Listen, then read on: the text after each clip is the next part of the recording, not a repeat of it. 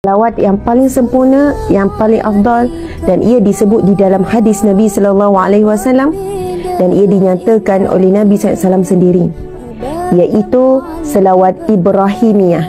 Kenapa dinamakan selawat Ibrahimiyah? Kerana di dalam selawat ini disebut nama Nabi Ibrahim alaihi salam.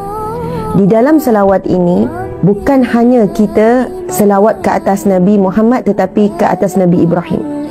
Kenapa Nabi Ibrahim dimuliakan sehingga kan di dalam solat disebut nama Nabi Ibrahim ketika tahiyat? Kenapa di dalam salawat dan tahiyat mesti selawat juga ke atas Nabi Ibrahim? Nabi Ibrahim AS diberi gelaran bapa para Nabi kerana daripada keturunan Nabi Ibrahim bersama dengan isteri Siti Sarah dan juga Siti Hajar lahirnya Masya Allah para Nabi yang banyak. Subhanallah, lebih kurang dalam, kalau Nabi yang wajib kita imani yang kita belajar tu, lebih kurang dalam 18-19 orang Nabi lahir daripada keturunan Nabi Ibrahim AS. Dan kita tahu bahawasanya Nabi kita Nabi Muhammad SAW adalah cucu cicit kepada Nabi Ibrahim melalui Nabi Ismail dan juga Siti Hajar. Ini kita bayangkan, ini Nabi Ibrahim. Nabi Ibrahim ada 2 orang isteri. Kan, isteri pertama namanya Siti Sarah.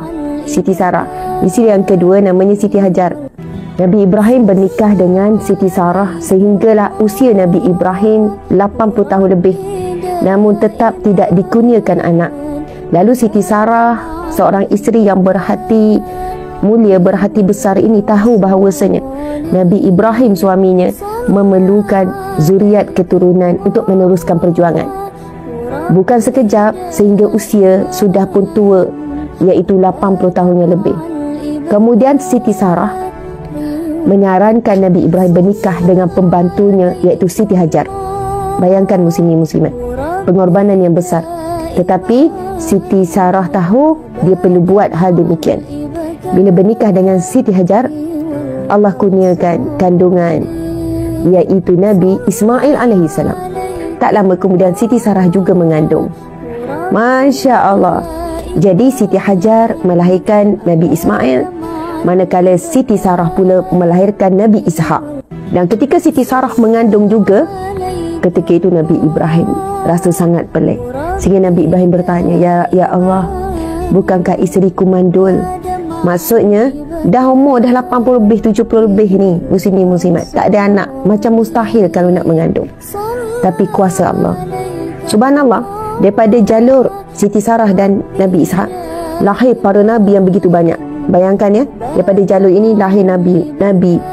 Daripada abad ke abad, daripada selang tahun selepas satu Nabi meninggal, lahir pula Nabi lain. Semua daripada jalur Nabi Ishak. Ada Nabi. Manakala daripada jalur Nabi Ismail, tidak ada Nabi, kosong Nabi, tak ada Nabi. Begitulah sejarah permulaan Bani Israel yang wujud melalui jalur Nabi Ishak. Sehingga kan Bani Israel merasakan mereka adalah satu kaum, satu bangsa yang dimuliakan Allah kerana ramainya para Nabi yang lahir daripada Bani Israel. Manakala sebelah sini diberi gelaran Bani Hashim, kerana antara anak cucu Nabi Ismail AS adanya seorang tokoh yang bernama Hashim, sehingga diberi gelaran ini Bani Hashim, satu bangsa yang besar juga ketika itu, iaitu Bani Hashim. Bani Hashim tak ada Nabi, kosong, orang biasa. Tapi sebelah sini hebat kan, bawah Nabi Isa ni, daripada Bani Israel ni keluar Nabi, daripada satu zaman keluar lagi, meninggal seorang Nabi, selang berapa tahun keluar lagi Nabi, sehingga mereka rasa sombong dan angkuh, dan mereka sangat yakin Nabi yang terbaik akan keluar melalui keturunan mereka. Belah sini pula kosong. Tiba-tiba, Masya Allah, pada 12 Rabiul Awal tahun gajah, lahirlah seorang Nabi daripada keturunan Nabi Ismail yang kosong ni. Masya Allah, lahirlah seorang Nabi daripada keturunan Bani Hashim yang direct kepada Nabi Ismail, yang direct kepada Nabi Ibrahim AS. Sebab itu Nabi Ibrahim disebut sebagai bapa para Nabi. Nabi Nuh adalah bapa manusia kedua. Nabi Adam adalah bapa manusia yang pertama. Itu di antara gelaran-gelaran para Nabi yang kita perlu tahu sebagai satu ilmu yang kita akan faham apa kaitannya dengan kita semua.